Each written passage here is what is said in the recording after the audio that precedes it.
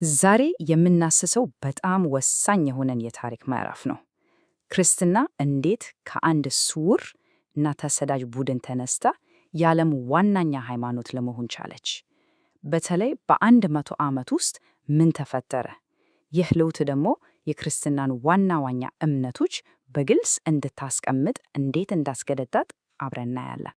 እሺ፣ እስቲ ልዩነቱን ተመልከቱ። በ300 ዓመተ ምህረት ክርስቲያኖች ይሰደዱ ነበር፣ በድብቅ ነበር የሚሰባሰቡት። ከመቶ ዓመት በኋላ በ400 ዓመተ ምህረት ግን ክርስትና የሮም ግዛት ኦፊሻላዊ ሃይማኖት ሆነ። ይህ እኮ በጣም አስገራሚ ለውጥ ነው። በጥቂት ትውልዶች ውስጥ ከስደት ወደ ዙፋን የተደረገ ጉዞ ነው። እንዴት ሊሆን ቻለ? የዚህ ሁሉ ታሪክ መነሻ እና የለውጡ ቁልፍ አንድ ሰው ነበር። የሮሙ ንጉሠ ነገሥት ታላቁ ቆስጠንጢኖስ። የቆስጠንጢኖስ ጉዞ በጣም የሚገርም ነው። የጦር ጄኔራል ልጅ ነበር። ሰራዊቱ ደግሞ በጣም የወደው ስለነበር ንጉሥ እንዲሆን አደረገው። ወሳኙ ነገር ግን በ312 ዓመት የሆነው ነው። ከዋና ተቀናቃኙ ጋር ትልቅ ጦርነት ሊገጥም ሲል በሰማይ ላይ የሚያበራ መስቀል በራእይ አየ። በዚህ ምልክት ታሸንፋለህ የሚል ጽሑፉም አብሮት ነበር ይባላል። ያቺ ቅጽበት የእሱን ሕይወት ብቻ ሳይሆን የመላውን የሮም ግዛት አቅጣጫ የቀየረች ነበረች። እናም ያንን ጦርነት ካሸነፈ በኋላ ቆስጠንጢኖስ ያደረገው የመጀመሪያው ነገር ይህንን ሚላን አዋጅ ማውጣት ነበር። ይህ በቃ ጥልቅ የታሪክ መታተፊያ ነው። ለዘመናት የዘለቀው ስደት ቆመ። ክርስቲያኖች በግልጽ መጸለይ መሰብሰብ ቻሉ። የተወረሱባቸው ንብረቶችም ተመለሱላቸው። ቤተ ክርስቲያን ለመጀመሪያ ጊዜ በነጻነት መተንፈስ ጀመረች። ነገር ግን ይህ አዲስ የተገኘው ነጻነት ያልተጠበቀ ችግር ይዞ መጣ። ከውጭ የነበረው ስደት ሲቆም፣ ከውስጥ ከባድ የሆነ የሥነ መለኮት ክርክር ተነሳ።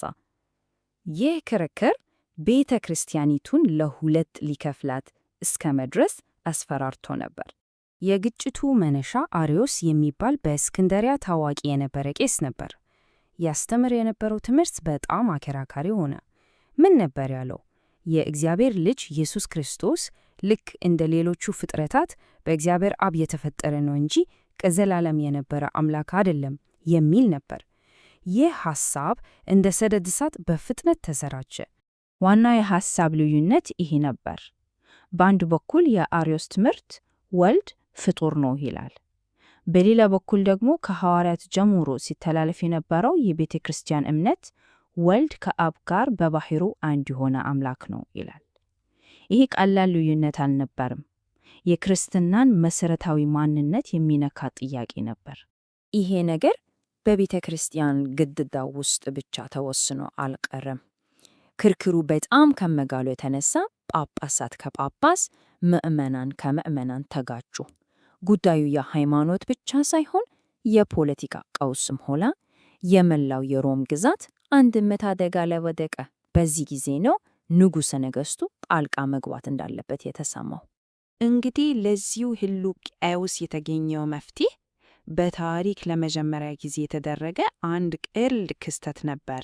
በራሱ በንጉሠ ነገሥቱ ድጋፍ የተጠራ ታላቅ የቤተ ክርስቲያን መሪዎች ስብሰባ።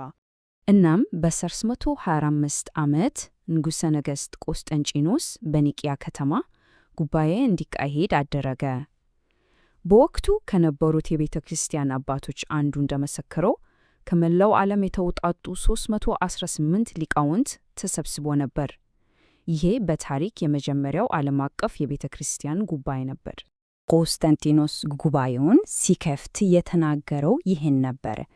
ዓላማው ግልጽ ነው። ለሱ የሃይማኖት አንድነት ማለት የግዛቱ አንድነት ማለት ነበር። በቤተ ክርስቲያን ውስጥ የሚነሳ ክፍፍል ከውጭ ከሚመጣ ጠላት በላይ ግዛቱን ሊያፈርሰው እንደሚችል ተረድቶ ነበር። ጉባኤውም እንደዚህ ነበር የቀጠለው። ክርክሩ ሲጀመር በጊዜው ወጣት የነበረው የእስክንድርያው ሊቀ ዲያቆናት አትናቴዎስ የቤተ ክርስቲያንን ትውፊታዊ እምነት ለመከላከል ግንባር ቀደም ነበር።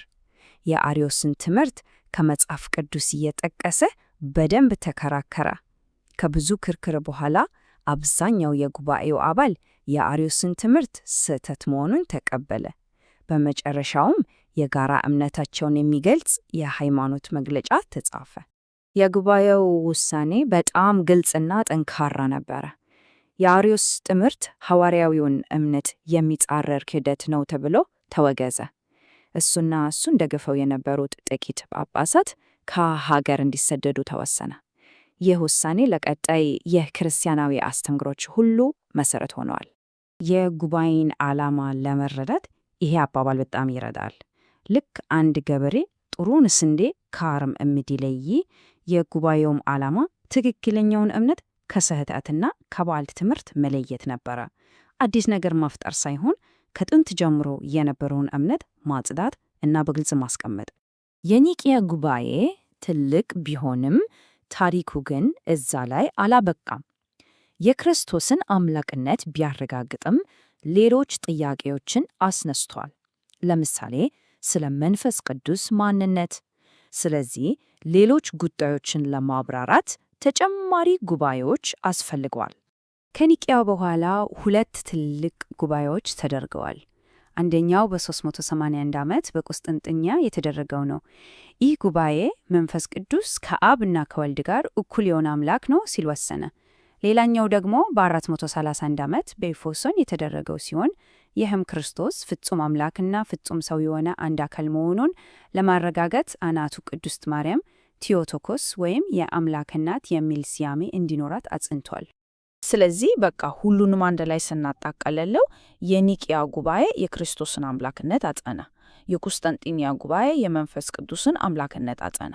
የኤፌሶን ጉባኤ ደግሞ ክርስቶስ አንድ አካል መሆኑን አረጋገጠ።